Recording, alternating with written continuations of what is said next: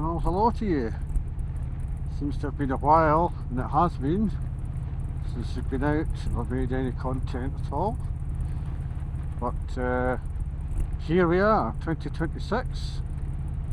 The first ride, the first time on the bike since October, and it's a kit testing day today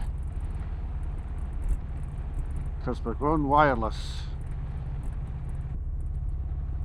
So what are we going to be testing out today? I've said I'm going wireless, and I'll explain what my setup used to be, and I'll try and find a still from a video or something like that. But if you've watched any of my previous videos, and you get the view from this, like say from this here, or even from the 360 sometimes, you'll get an idea of what my setup used to be. So my previous setup, I always used to ride every ride with an Osmo flight vest on, and in that flight vest I would carry one of these battery power pack things, quite a powerful one, and I would run the chin camera from that, and occasionally I would charge up another camera with it, or a battery, all within the Osmo flight vest.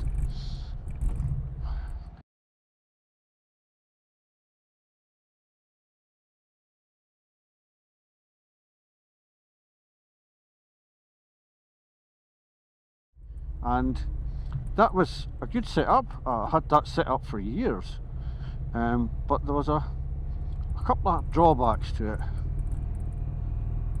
and the first one was water ingress. Now, touch wood, I never had an issue with water damaging any of my kit. I'm talking about the camera kit and microphones and stuff like that. And at one point I remember having Insta R1, is it something like that? RS R1 something, 360, anyway. I remember having that, and I had that on my chin at one point, and it actually, when I finished, it had been raining quite heavily, and there was a little pool of water sitting in amongst, you know how there's three bits that come together on one of these cameras. I had water sitting amongst it all, and it never affected it at the time, and it didn't affect it afterwards.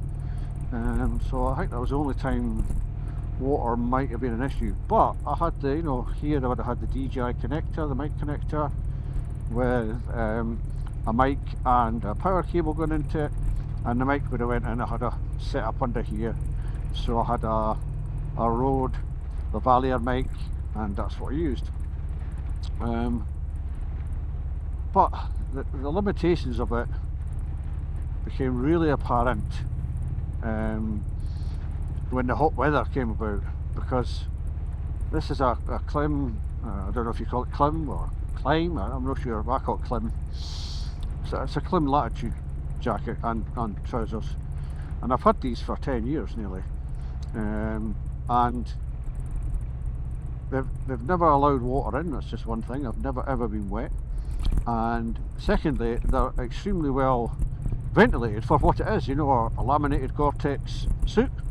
It's got really good ventilation, but of course, especially when you're upper body, you want to use that ventilation when it's hot, and you've got an Osmo flight vest over the top of it, and with your battery pack and your Zoom H2N and the kidney pouch here recording the exhaust and stuff like that, and you can't. You'd have to take the vest off, leave it at home, and then I would be more comfortable, but I wouldn't be able to film anything because I just wasn't set up to do that. So that was the main limitation of it, is it caused that problem. And another one was you had wires everywhere, wires coming out of here and going down into your flight vest, which is understandable because of the battery pack being there. But every time you went anywhere, you had to always be aware you had these things dangling out, and if you forgot and you just lifted the front of this mic. There'd be cables pulling at you and going up there. And I think, well, when I first got this bike and I was riding it back up from Wigan, I don't know what got caught, but there was a cable here. Must have got caught on something, and I was pulling my head that way, and I couldn't see. It was actually bloody dangerous, you know. So I think that was the last straw that decided I'm going to go for a wireless setup if I can, and that's what I'm trying to test today, amongst other things. So we'll see how it goes. I might be talking away here, and I know that there'll be very few people watching, but I might not even be saying anything. It might not be getting recorded appropriately, I don't know. But I'll tell you exactly what the setup is and a short while.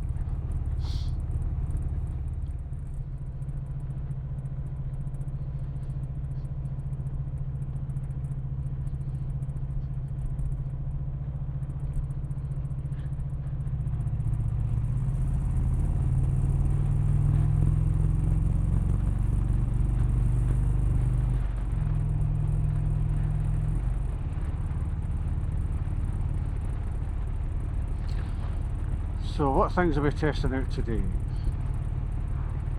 Said the wireless setup, but I'll come back to that because I'm testing out this thing here. SatNav, TomTom. I've always had issues getting things to connect or to speak to each other or to give me the voice commands. I can see the screen obviously and it's where I want to go, but I've always had difficulties getting that done. And I'm not a technical dullard, but sometimes I just couldn't fix it. For instance, I used to have a carpool ride when I had BMW. God, do you think I could get that thing to work? I tried everything. No, didn't work. Showed you the screen, no sound, never. Or it would give you music, but as soon as it came to navigation sound, nothing. Or it was so faint, and I tried everything, turning all sorts of things up everywhere. No, still that faint that when you're sitting still, and there was no wind on your helmet or anything, you could hear it speaking to you. As soon as you started moving, you couldn't hear a thing. Now I had Garmin on the BMW, the Navigator 6. Now I liked that. That was good. I could take my routes that I'd made from my route app and pop them into that, no problem whatsoever. And a few issues at the beginning when I first started using it, but I didn't know there was a waypoint limitation within the Navigator. Once I figured that out, it's no problem. And after that, it never steered me wrong. And I did try to get a cradle that would allow me to keep the Navigator and just put it where this TomTom is now. But I don't know, I was never convinced about the electrical setup, the cradle.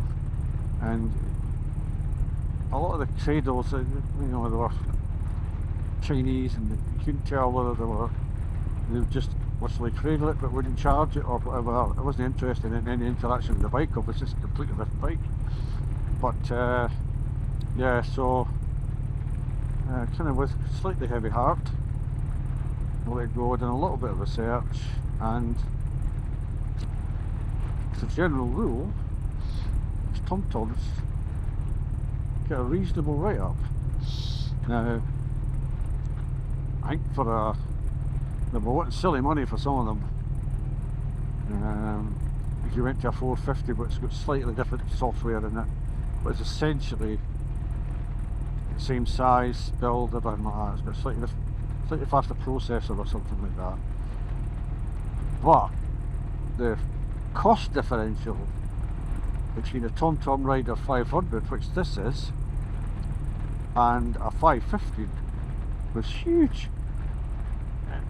No matter where I looked, you couldn't seem to get the 550 just on its own. It had to come bundled with a premium pack with mounts and everything like that, and all sorts of stuff that I would never use. So I ended up going for the 500, and I bought the security mount separately, and it still ended up way cheaper than buying the things bundled together, and by £250 cheaper. And I had some issues, to be fair. I had some issues with the TomTom when I first got it, not in its use, but in getting it set up, because it wouldn't update. Although when I connected, it told me there was updates available, and it looked like the TomTom was downloading them wirelessly, which this one does, and nah, it just never seemed to actually install them properly. But cut a long story short, TomTom customer care via email communications and sort of chat were absolutely excellent, and after a few hiccups, get it all resolved wonderfully. So it now seems to work perfectly, and that's one of the things I've tested here today, because I've got a route from my route app, it's about 150 miles or something like that, which I've put into there, and so far, apart from, I'd say, the very first 1 or 2 seconds, but probably just 1 second of what she says, doesn't seem to get to me, and that's probably just a thing between the Senna and the bike and stuff like that. So it does seem to be working well. I've connected it up the way they said it, and the bike, the phone is in here, connected to the bike, obviously. It does have Apple CarPlay, but I'm really, not convinced. Anyway, on the way down towards Howick. I'll catch you in a bit.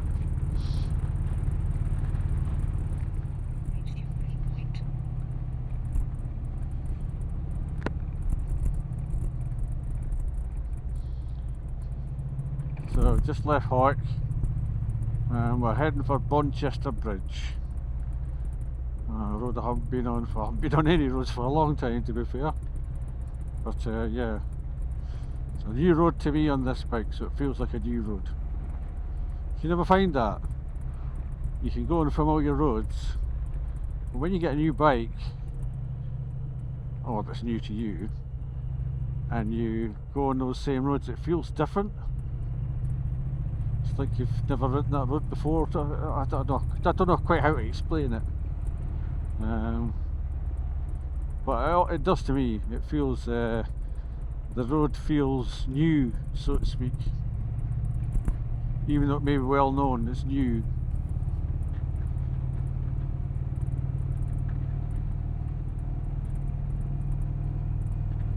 So what are we testing? We're testing the stuff that you're watching now, sound and video. And I've already explained that I'm going wireless, so I'll say what I've got for the setup, and I'll go through each bit a little bit, what I'm doing with it. So firstly, it's an Osmo Action 4 that's looking at an Osmo Action 6. So I got a 6 a while back, and I've been using it for a while, to be fair. Oops. And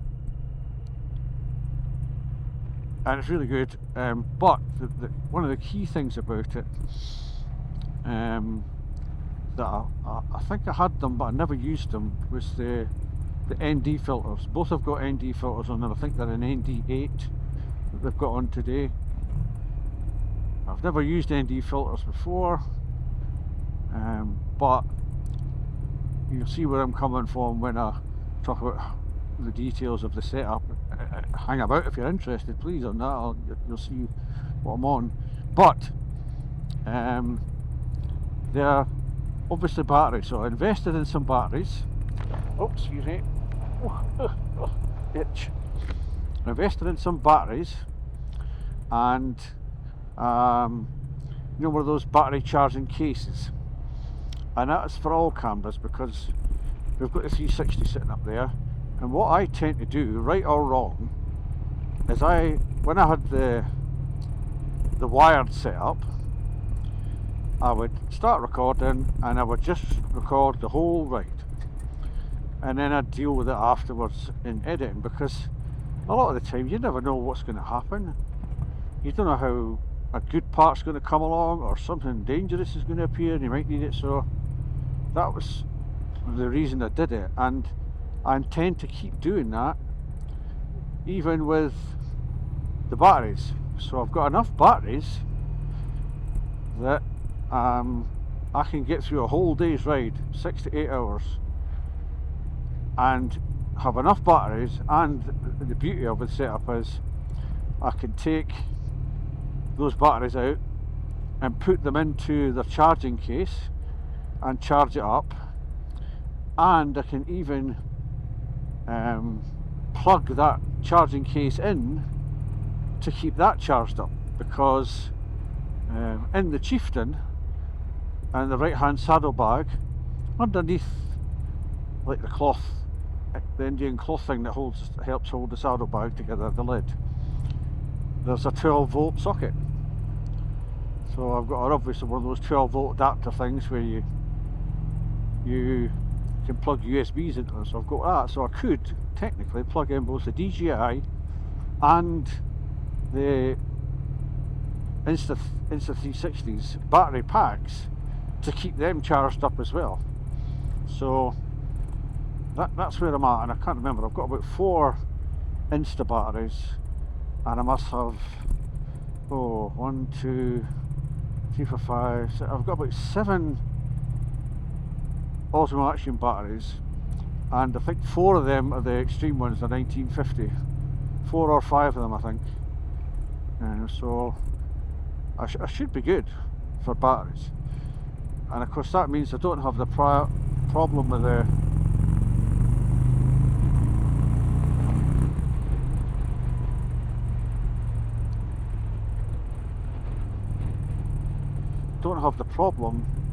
with the wires. I don't have any risk of water ingress, and I should be able to last a whole day, and arguably at the end of that still have batteries charged or partially charged. So if I'm away somewhere like the Black Widows weekend that's coming up in May, part of the nighttime ritual of charging everything up will be partially done on the road, so makes things a bit easier. I've also got enough SD cards. I've got, at the moment, in each camera, I think all 3 of them, they've got a 512 gigabyte card in them, and I've got enough 256 gigabyte cards that I reckon each camera would use 1 card per day, possibly recording all day, maybe 2, and I think I've got enough cards to do that with.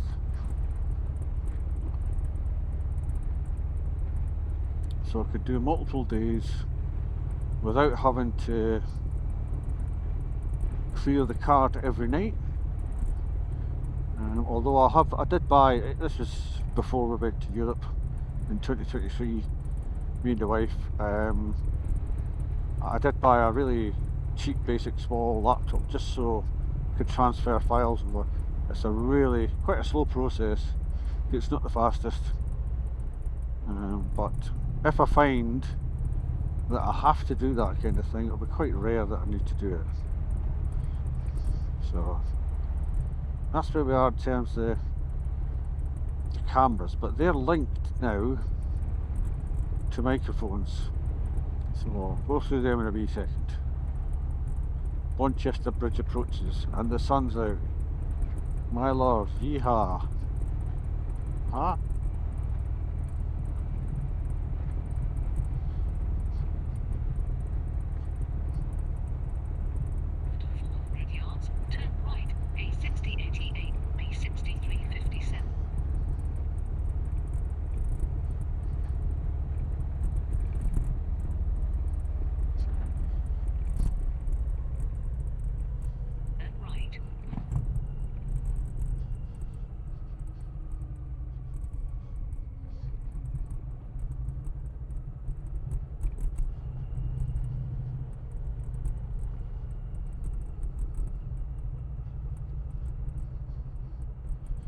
Oofed. Bonchester Bridge.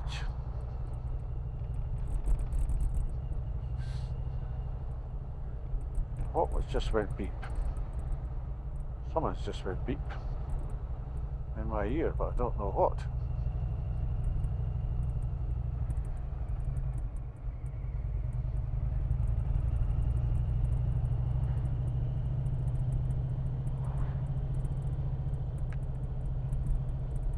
I don't know what.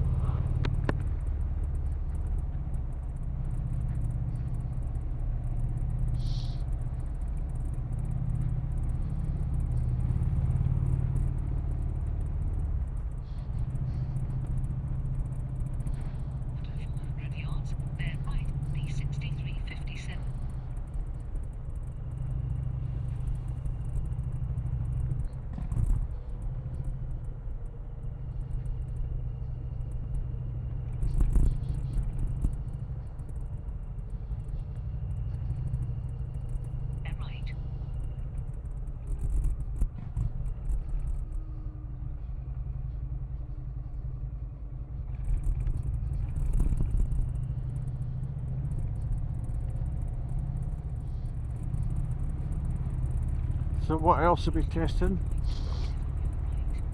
As I said, these cameras, the two DJIs, work well with the sort of, I don't know what we would call it, the environment, the DJI environment that they've set up, in that they'll easily connect to cameras, etc. So the 6 is currently connected to two DJI 3s, DJI Mic 3, I think that's what it is, yeah. And one of them is tucked in my helmet. And I can just look down at it, and I can just see it in the corner there. And another one is in my right hand saddlebag to catch the exhaust. And we've both got slightly different settings on them, which I hope I've stuck. It's the first time I've ever used them, so we'll see. So in some respects, that's the complete setup we've got at the moment. I have got a third DJI Mic 3, which I purchased just separately, because if Susan's going to come with me, which would be nice, I've got a tiny microphone, because they are very small. I can stick it inside her helmet. I don't have to have it attached to any cameras, and what I can do is just press the record button on it when we get going. There's hours and hours of internal storage, and it'll be at 32-bit float, so that it shouldn't get distorted too much, and I can fix it afterwards, and that should be wonderful. I can synchronize it all together. That's the plan. So I suppose, what settings have I got set on everything? Well, I asked. Yeah, I was expecting him, and there's another one coming.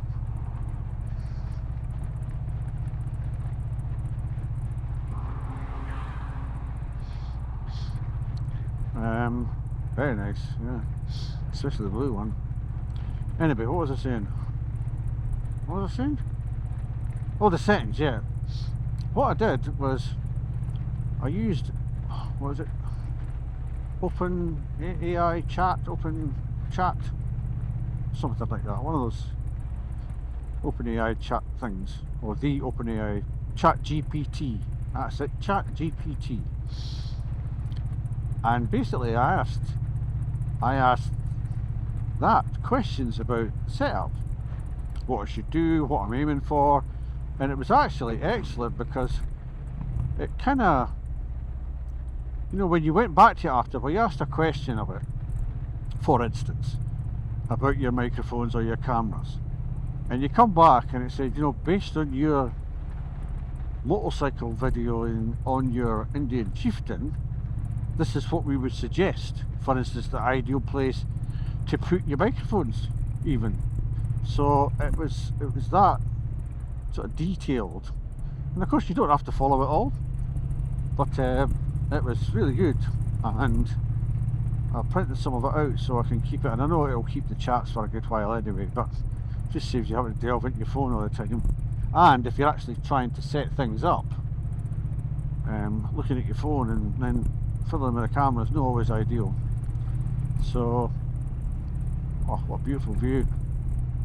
I've been doing this road for a long time on any bike. Yeah. So I wanted to try something different. I've always filmed in 30 frames per second with everything else on auto because I don't know jack shit about anything. Even though I've probably got hundreds of videos, I don't know, I didn't really understand the mechanics of what the cameras were doing. I was just trying to make content that I liked, because it's just for me, because let's face it, very few people watching, and it was always, the sound was always the challenge, but let's stick with the cameras for the moment. So I wanted a more cinematic style, and the advice I got through ChatGPT, it was about getting that cinematic style and applying it to the Osmo Actions and the settings I was using, and to get the best setup. Not just there's other sources, shall we say, that I've watched or listened to or read say, you know, auto white balance is fantastic type thing, but it's hard to get a consistency across sort of the length of your video with that. So I took their advice, and that's where I come back to the ND filters.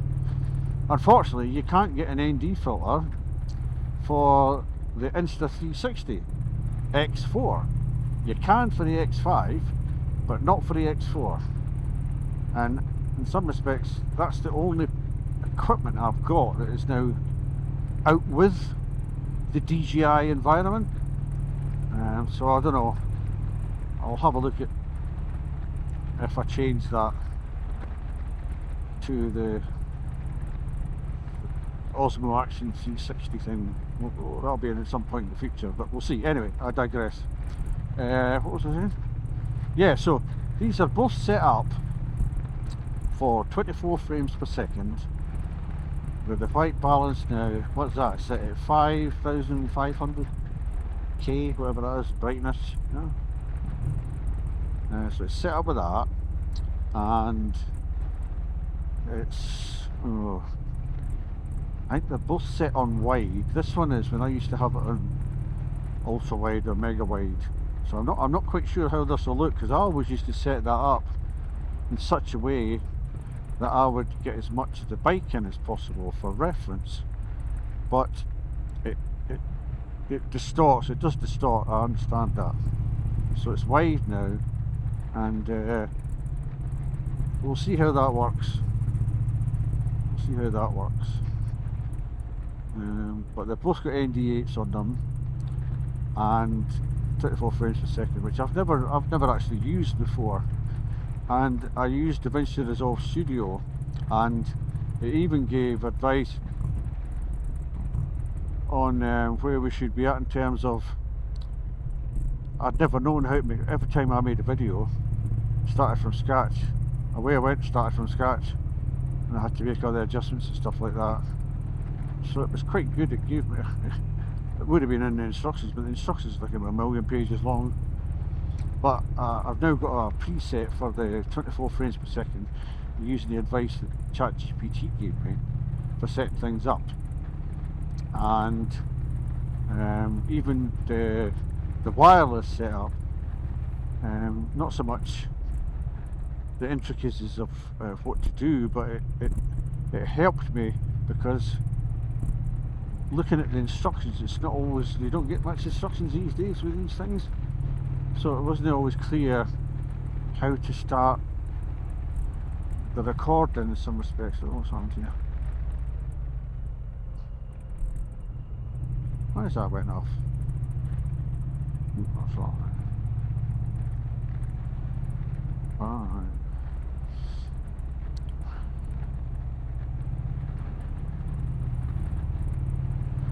Just like 360 stopped recording for some point. It's saving now. I was wondering if it was going to do anything more. Oh, I remember where we are.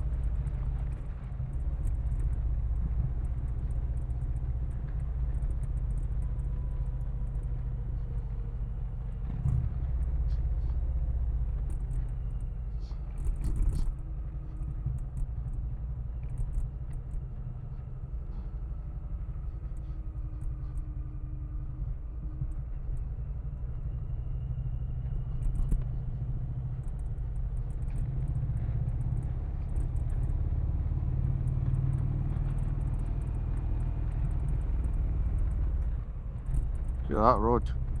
Look at that. Haha. Fabulous.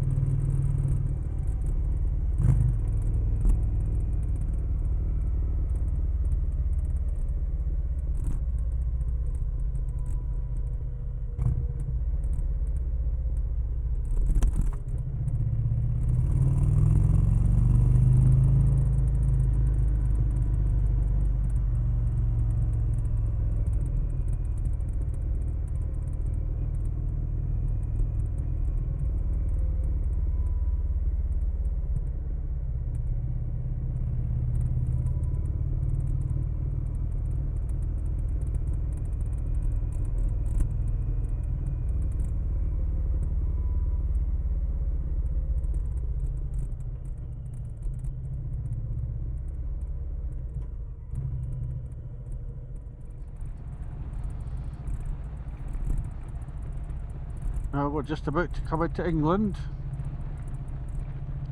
We're here for a short time. Hopefully avoid passport control. And there we go, Englandshire, Northumberland.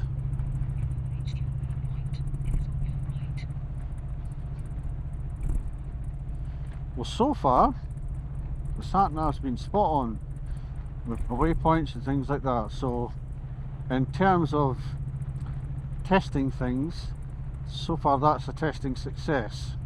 Of course, all this other stuff we won't know about until post-production time.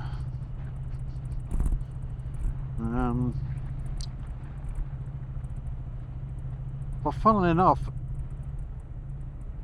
everything's 24 frames per second, but advised that the Insta 360 to be at 60 frames per second, and not to be 8K, to be at 5.7K.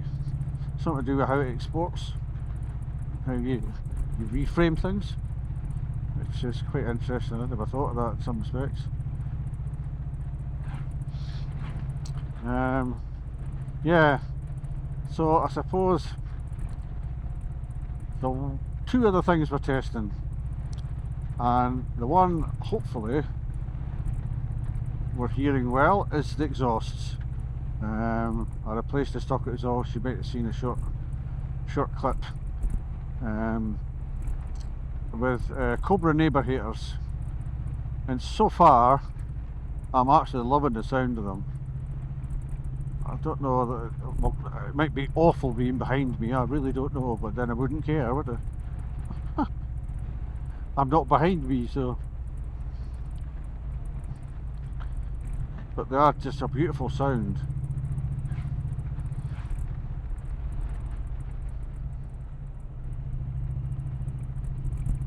You know, thump, thump, thump, thump, thump, thump, thump. Lovely.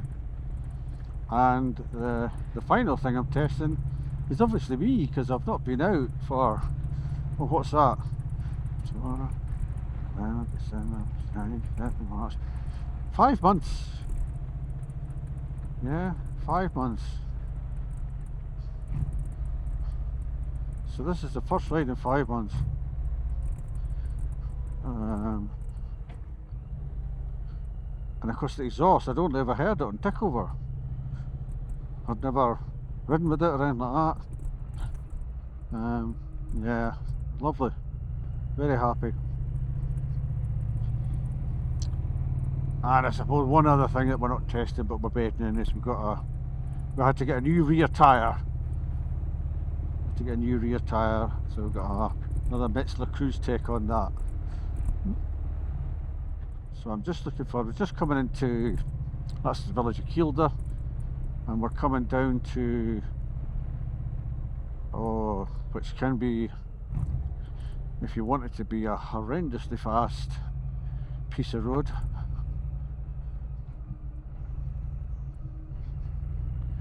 And we'll see how it goes. Well, I'm basically looking for a parking area where you just pull over, do those small adjustments and then crack on. There used to be a half decent cafe down here, but I think it's changed into several things then just disappeared. I think probably the COVID done for it.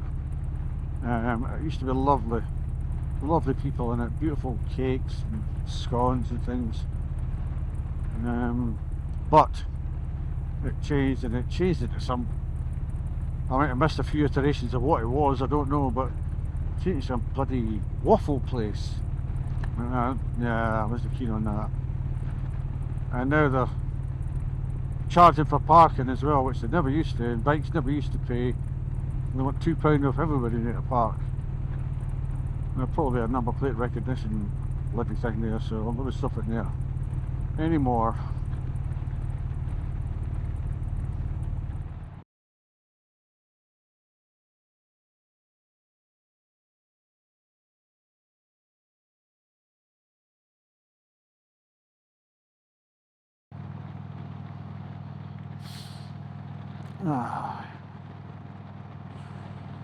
Yeah, I think things have worked. And the only thing that's not worked successfully is that I think it has. I think the battery is dead. It does suck more life out of batteries, doesn't it?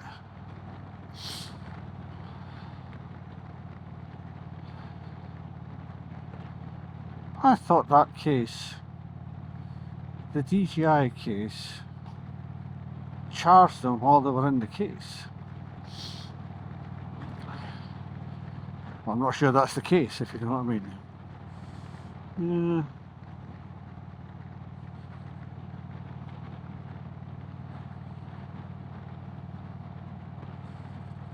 I'm intrigued to see how the sound has turned out. The chances of me getting it right first time are next to nothing. But you never know. I'm also intrigued how the ND filters will have worked.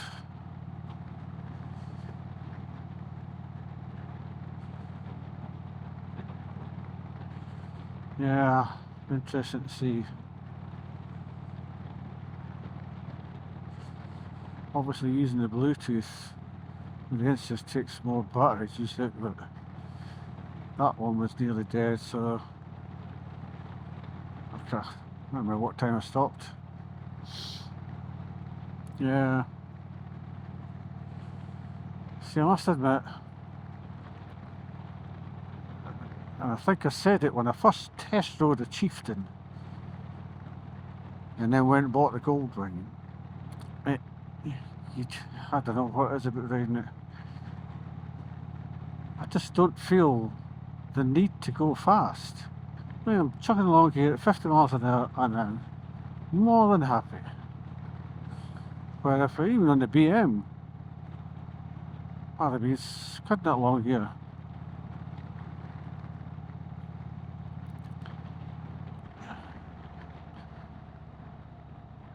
This is very nasty, this one, yeah.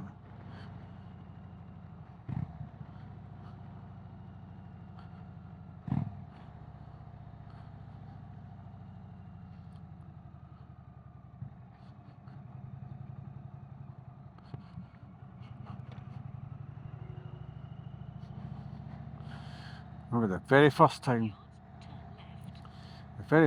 I came along that road, and I just was not expecting that. At the price of fuel here, jeez, 183.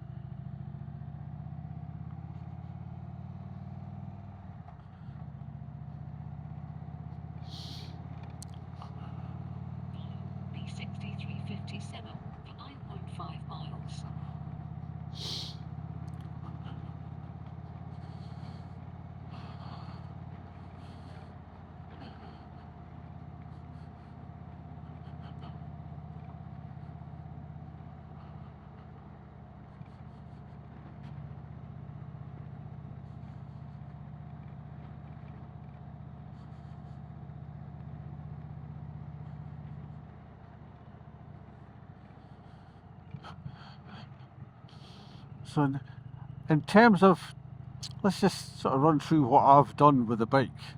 So the exhausts, yeah, I mentioned them, Cobra Neighbour Haters, and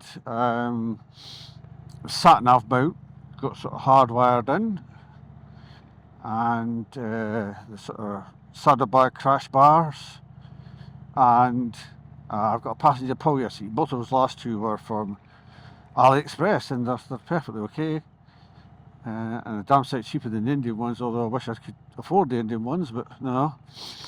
I can genuinely think of only two more things that I might get, and one is the flare shield from it, and I would get that from Indian.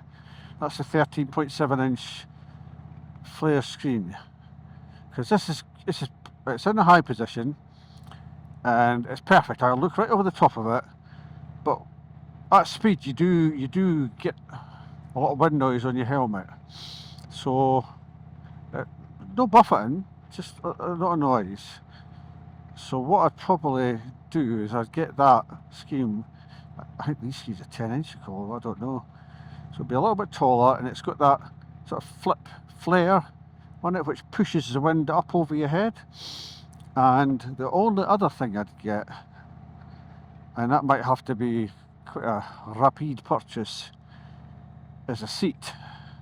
Now this has got the stock seat on it with the backrest, and I'll be honest, for me it seems okay to me. I mean I've done 200 plus mile day, and it was fine, you know. You stop a couple of hours, it's no problem. Whether it would be okay for an iron butt, I don't know. But then again, I'd put my gel seat that I've got, I'd put that on. I usually use that for the iron butts, so I put that on, so it wouldn't be a problem.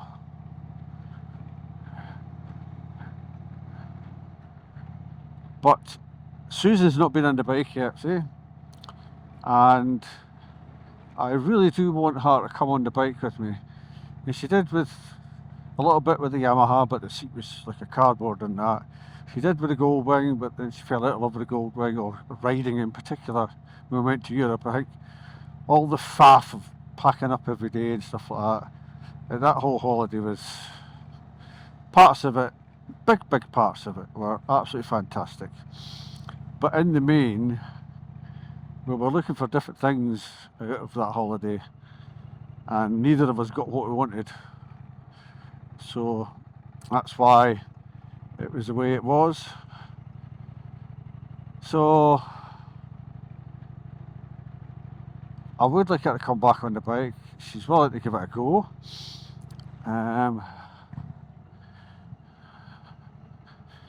I don't want to meet this guy on this bend, to be honest with you.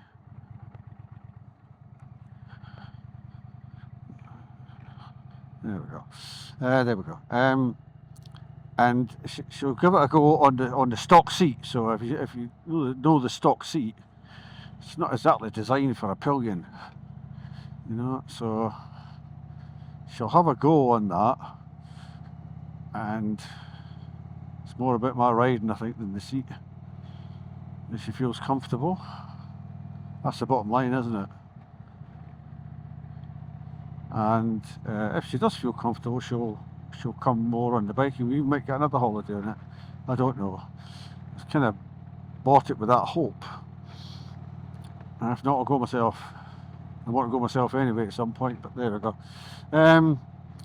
So that's the thought. So if I do that, I need to get another seat that's got a decent pillion bit on it, and I'll get a Sadaman Roadsofa. Seems to get lots of good reviews. I'm not getting it heated, don't need that.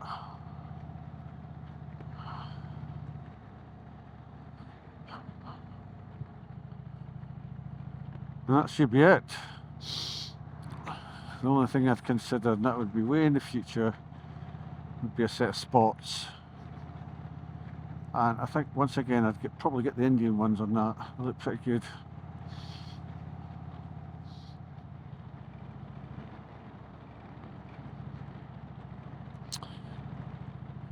I've got a drone, and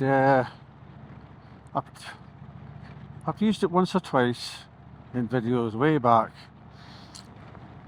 but I've never really learned how to fly it properly. Even the, you know, by the way, it's a DJI Mini 3 Pro or something, Mini 3, I can't remember. I think it's a Mini 3, and I've never, you know how it does, there's some automatic moves that are built in, you know, when it'll fly around you in a circle and shoot off straight up into the air while still filming you, that type of thing. These are automatic things that it does with a few taps of the thing, or some buttons or something like that. I don't really know. There you go, that shows you. And I've never even learned how to use them. So I'm going to try and appropriately incorporate a drone shot or two. That would be the hope to do for the coming year as well.